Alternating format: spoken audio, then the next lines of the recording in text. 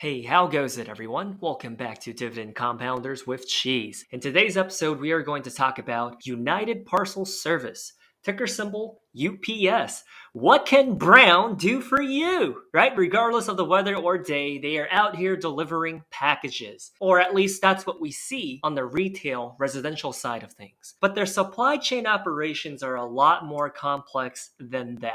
In this video, we are going to look at the intangibles, the finances, and run some valuation models, as you can see on your screen, to determine if it's a delicious or a disgusting dividend stock. So UPS is one of the major logistics delivery companies in the world for B2B and B2C. They actually move around 6% of the US GDP, which means they are dependent on the economy doing well, which explains why their share price has been tanking this year, because they are seeing the economy slowing down. Its 52-week low was $133.68, and right now we are hovering at about $149 plus or minus a dollar or two. So if you're considering buying UPS stock, right now might be a good or a bad time. Let's figure it out together. So this is a channel that is focused on dividend compounders. So let's check out their dividend over the years. So back in 2013, UPS paid $2.48 per share in dividends. And when you fast forward throughout the years, it does in fact look like they increased their dividend, which is a beautiful thing to see. During the pandemic, you would think they would pause or freeze raising the dividend, but in fact, they did increase it by 4 pennies. And now you get $6.08 per share. In 2013, right after the Great Recession, $2.48 per share dividends. In 2022, $6.08. This is a green flag. And now while we're at it, let's go ahead and check out their dividend profile to figure out if everything else looks good. So the dividend yield currently is sitting at 4.33%. The payout ratio is very healthy at 65%. And I guess before I go any further, here are some facts about UPS. They were founded in 1907 in Seattle, Washington. They currently employ over 500,000 employees. This includes pilots. This includes seasonal workers. This includes the union drivers and the warehouse distribution staff. They serve over 200 countries, and there's 2,000 commercial flights being done daily. And a quick call out right here is, if you have the option between choosing FedEx, UPS, and the post office, who do you usually gravitate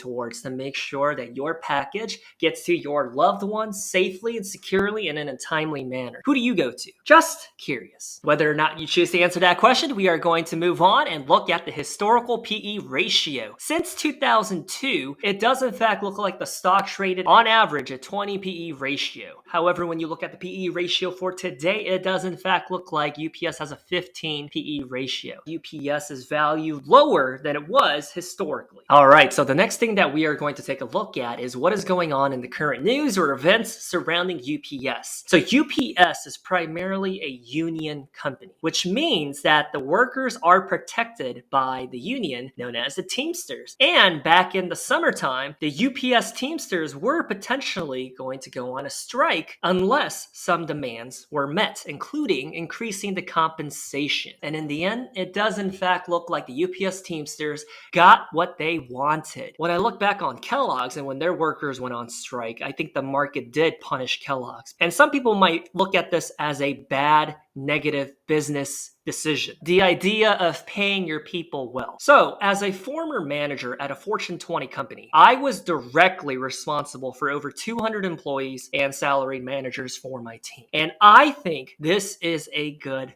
thing. And the reason being is that it's better to have satisfied and motivated employees who are well compensated than to just treat them as a number who are replaceable. That's the worst, most toxic work environment that I can think of. Because I can tell you, if you pay your workers low and treat hiring like a revolving door, it places a huge burden on the operations and reduces the amount of subject matter experts that are in the field or in the office, or in this case, the distribution centers. One of their competitors in the logistics and delivery space treats their workers like a number, and they don't even shy away from it. In fact, they hire and fire so many people that they're running out of people that they can actually recruit because they already burned and turned through the entire population in their surrounding distribution centers. And I can tell you that it does not go well for them in terms of employee satisfaction and tenureship. Most people who work at this competitive company, they probably work and quit within 2 weeks. No exaggeration. However, when you think about most union Teamsters UPS employees, most of them have been with the company for years, sometimes decades, because they do offer a pension plan and a retirement.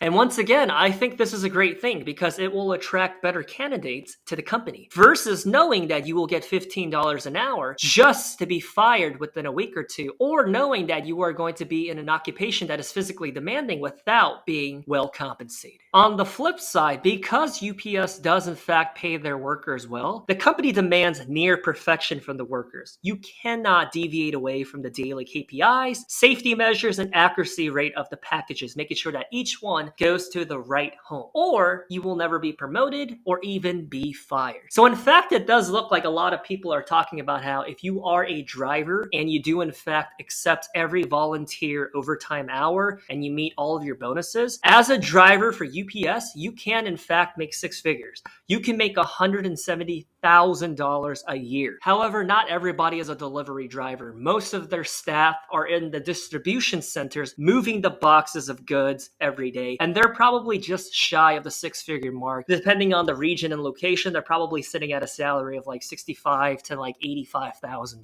When you take into consideration the end of the year bonus, the peak incentives, and overtime pay. And this is from the SHRM website, which is like the human resources encyclopedia. UPS Labor Day raises pay to nearly $50 an hour. There's not many occupations and industries where you can walk into without having a graduate degree that gives you or yields $50 an hour. In fact, I remember when I did my MBA internship at another Fortune 20 company, my hourly pay was $40 an hour as a corporate middle management employee. And I think it's fantastic that the blue collar folks that are doing the real work are getting paid on average $49 an hour. And if you are watching this video and you are considering a new career, I don't know, UPS does not sound bad. Even if you are a part-time worker that's not in the union, you will still make $21 an hour. And if you do work your way up to being a driver, $170. All right, so enough of the whole union fiasco that ended up being a good thing in the end. Next, we are going to talk about the shares outstanding. We essentially want to figure out if UPS is issuing more shares and diluting the shareholders, or are they buying back stock? Buying back is a good thing because less shares outstanding means that each share that you own has quality over quantity. And I just wanted to throw this out there as a side note. It is a red flag if they are issuing more shares as their primary method of raising capital and not through organic methods like growing their revenue from business operations. So in the case of UPS, it does in fact look like after the Great Recession, there were about 1 billion shares outstanding. And since then, it does look like UPS has been buying back shares, but there is still around 850 million shares outstanding. So they did buy back roughly 250 million shares, but that's still a lot of shares. But regardless of that, they are buying back shares. And I promise here in a little bit, we are going to be running through the valuation models to figure out the intrinsic value for UPS. But in the meantime, I wanted to talk about UPS's most current earnings report. So here's the too long didn't read. Nearly all of their revenue generating metrics were down year over year. But let's go ahead and look at between the lines to figure out what is going on. And I just wanted to throw this out there before I lose my train of thought. As I was researching UPS, I started to find out that the gig economy is taking up market share in the retail delivery space. Even if Uber, Postmates, DoorDash,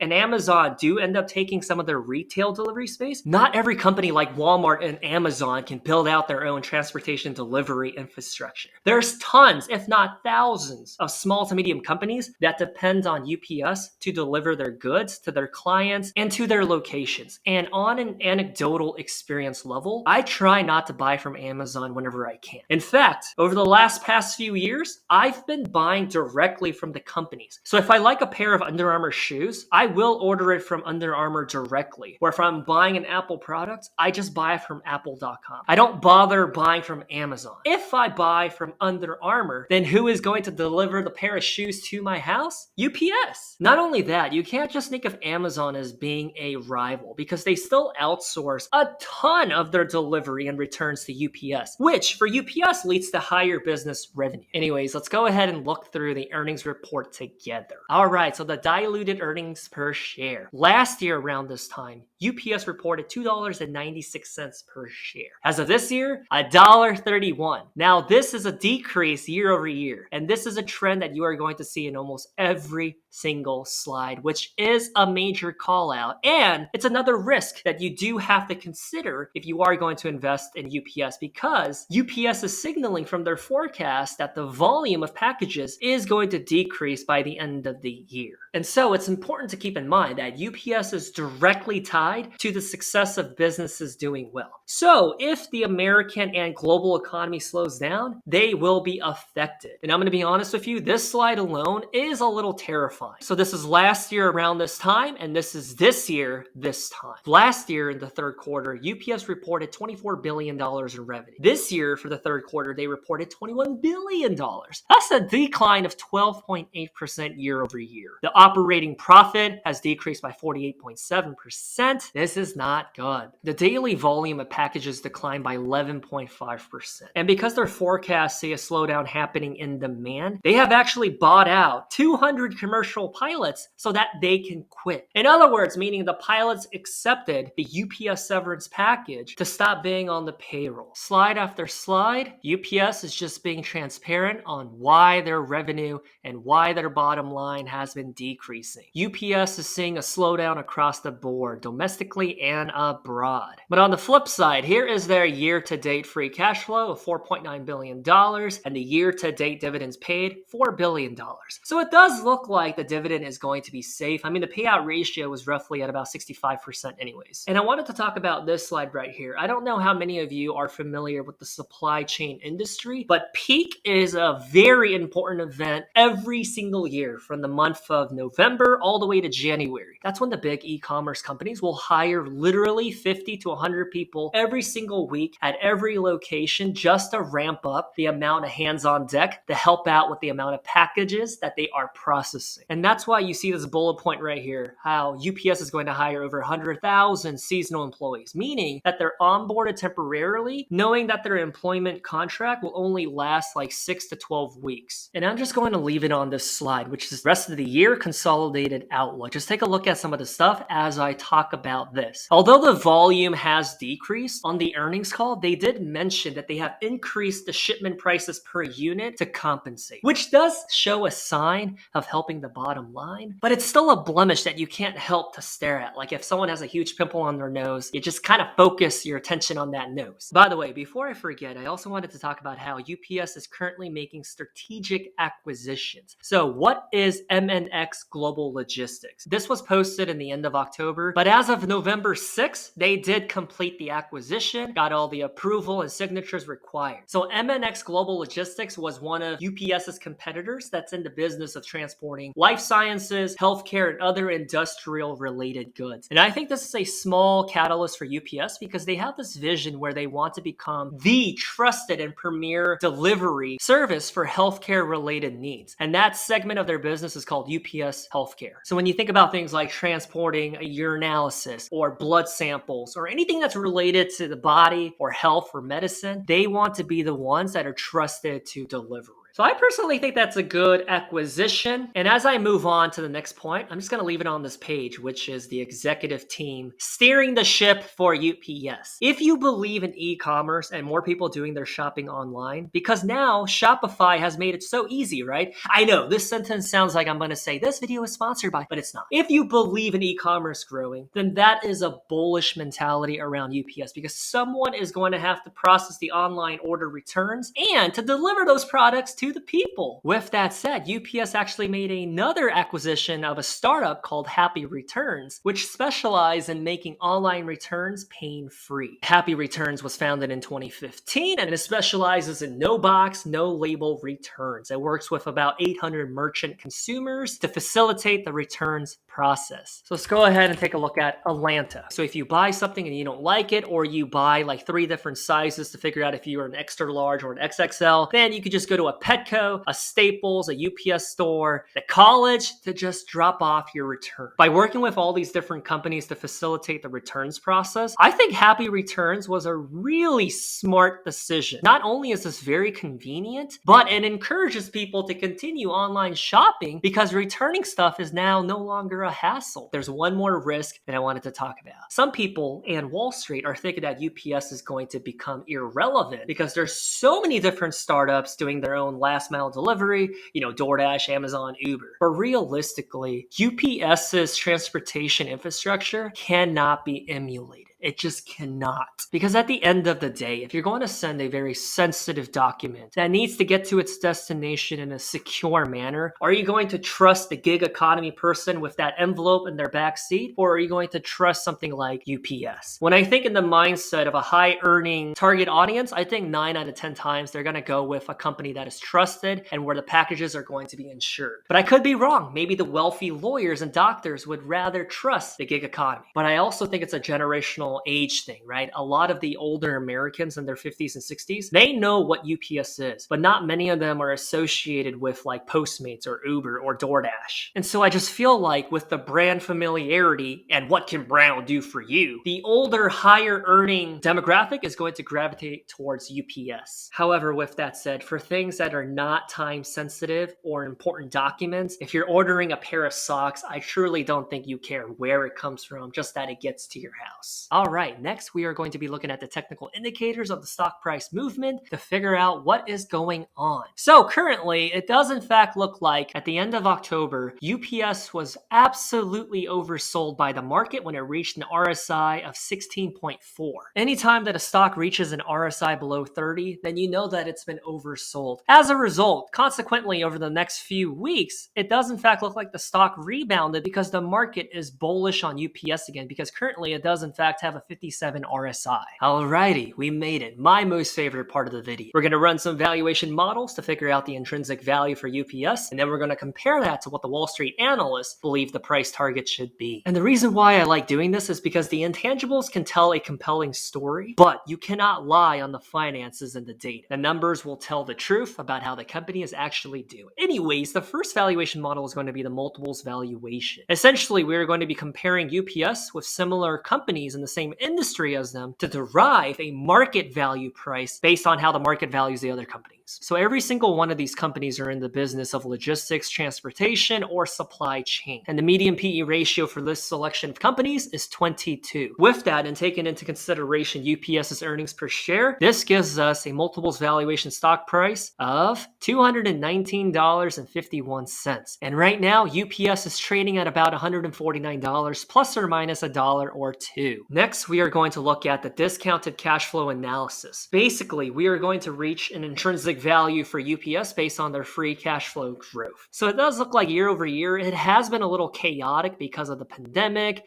and with the surge of e-commerce and then with things coming back down to earth. But in the grand scheme of things, it does look like the free cash flow is healthy. The average growth rate for these years is 86%. 86%. But I am going to be a little conservative because this is very sporadic. Sometimes it's up by 273%. Sometimes it's down by 65%. So I'm just going to go with the analysts say. 10%. Taking that 10% and chucking it in alongside with some balance sheet numbers, this gives us a DCF intrinsic value for UPS, $309.74. Had I plugged in the 86%, let's just see how wonky the numbers would look. Wow, yeah, UPS would be 6,500. We are not going to do that. We're going to play it conservative and safe. So $309.74. The next one is going to be the dividend discount model valuation. Essentially, we are going to find an intrinsic value based on the average dividend growth rate. So year over year, let's take a look at what's going on here. So back in 2019, they did in fact pay out $3.84 per share annually. Fast forward to today, it is $6.48. So the average growth rate is sitting at about 15.45%. However, we are going to be safe. We are going to be conservative. So instead of that, I'm going to plug in 6.5% because to me, that sounds a lot more reasonable. Because I think from 2021 to 2022, that 49% growth rate just threw everything out of the loop. So with that, That gives us a DDM valuation of $460.08. The next one is going to be the Bear valuation model. Excuse me, I mean the Benny Graham's valuation model. With taking into consideration the growth rate projection and the current AAA corporate bonds yield rate, we derive a Graham value of $146.61. I think that's pretty close to what it's trading at right now. And mind you that this is the bear valuation case. So that brings us to the conclusion. Is UPS going to be a delicious dividend determination, or will it be disgusting? What is the intrinsic value for UPS? Hey Jimmy, can I get a drum roll please? Ba ba ba ba ba ba ba ba ba. The intrinsic value for UPS? $283.99. $283.99 by using safe and conservative numbers. But what does Wall Street have to say? Wall Street says that, hey, UPS is worth $188.91 per share, which is a 26.3% upside to its current trading price. Low forecast of $160, a high forecast of $225. So we say 283, Wall Street says 188. So let's figure out when is a good time to jump into UPS if this is a company that you are considering. 10% margin of safety applied. With a 10% margin of safety, you get a discount of $107.59. But hold on. Let's say you want to play it safe and conservative, just like we did with the numbers, and you want a 20% margin of safety. In that case, then your acceptable buy price is going to be $227.19. Let's try to figure out what is the margin of safety that you get if you buy UPS at its current trading price. So if you make the decision to buy UPS at its current trading price of roughly $148, $149, then the margin of safety that you get with that is 48%. A 48% margin of safety. Oh my goodness gracious. So in the end, what do I think? From looking at the numbers, the data, the catalysts, but also the risks, and seeing how every single metric is declining, I think that UPS is super undervalued. And not only that, I truly believe that UPS is a delicious dividend determination, because if we backtrack to the DDM model, and by looking at the dividend payout and the average growth rate, I like this company. It is a dividend compounder with cheese. However, if you are interested in UPS, then please do your own due diligence and research to figure out if you actually like it or not. And here's my personal opinion. Even if the volume of shipments do decrease because of the looming recession and according to their forecast, in the long run, I think UPS is going to be okay. They're going to be okay if they focus on improving their operations to make it more efficient and optimized, if they restructure their contracts with companies so that they can be the ones delivering their goods and products, and if they continue to acquire niche delivery companies. With that said, I want to emphasize long term, because in the long term,